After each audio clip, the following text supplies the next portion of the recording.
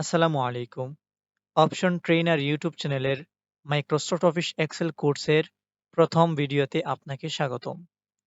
এই ভিডিওটি দেখে আপনি শিখতে পারবেন মাইক্রোসফট অফিস এক্সেল প্রোগ্রামের সকল বেসিক কাজসমূহ।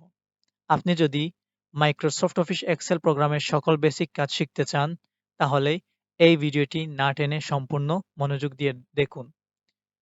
কারণ এই ভিডিওটি আপনার জন্য অত্যন্ত গুরুত্বপূর্ণ। চলুন শুরু করছি। বর্তমানে একটু লক্ষ্য করুন, যেমন ধরেন আমি এখানে লিখলাম এসআই নাম্বার অর্থাৎ সিরিয়াল নাম্বার।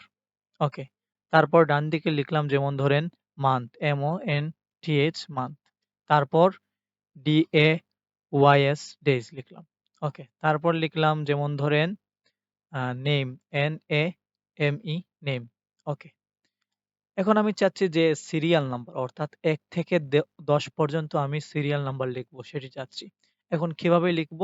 আমার ১ থেকে ১০ পর্যন্ত লিখতে হবে না। আমি শুধু ১ এবং ২ এইভাবে লিখব। লিখার পর আমি এই দুটিকে এইভাবে সিলেক্ট করব। সিলেক্ট করার পর আমি যদি এই ছোট্ট অপশনটিকে ক্লিক করে ধরে রেখে এইভাবে নিচের দিকে নেই, সেই সেক্ষেত্রে আমার ১ থেকে ১০ পর্যন্ত আমি আনতে পারবো। অর্থাৎ আপনি চাইলে আরো বেশি আনতে পারবেন। যত ইচ্ছে তত আনতে পারবেন। ওকে, আমি ১০ পর্যন্ত আনলাম।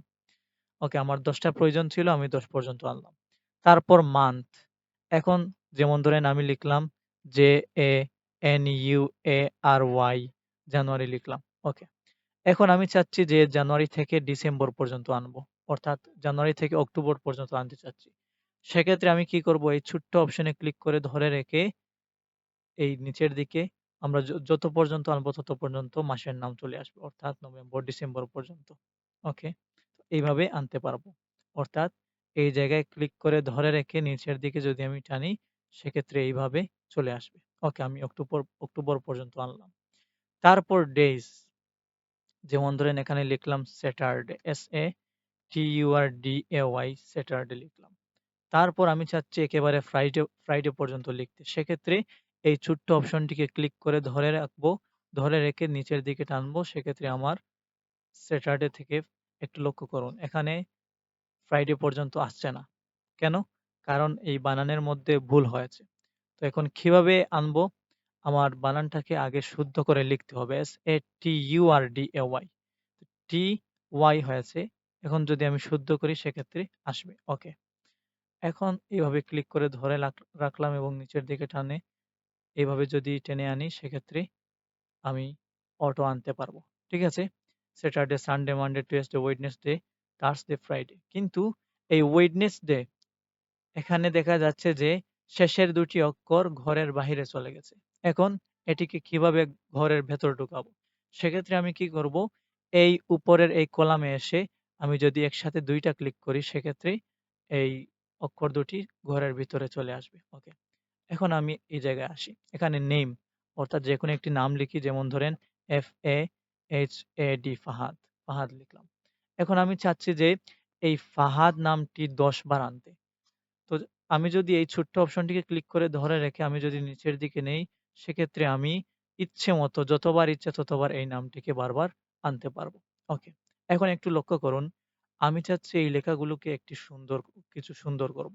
আমি যদি সুন্দর করতে চাই সেক্ষেত্রে এইভাবে সিলেক্ট করবেন। সিলেক্ট করার পর এই যে একটি অপশন আছে সেন্টার, এই অপশনটিকে যদি আপনি ক্লিক করেন তাহলে লেখাগুলো ঘরের মাঝখানে চলে আসবে। এইভাবে চলে আসবে। ওকে।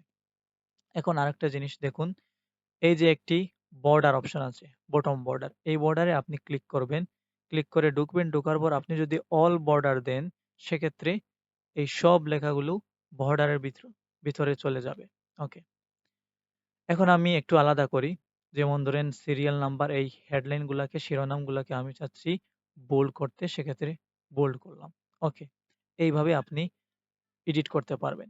যেমন ধরেন চাচ্ছি আমি এগুলোকে আলাদা একটি কালার দেব, সেক্ষেত্রে এই সেল স্টাইলে যাব। যাওয়ার পর আমি যে কালার দিব সেই কালারে আমার ঘরগুলো হবে। ওকে। এইভাবে আনতে পারবো।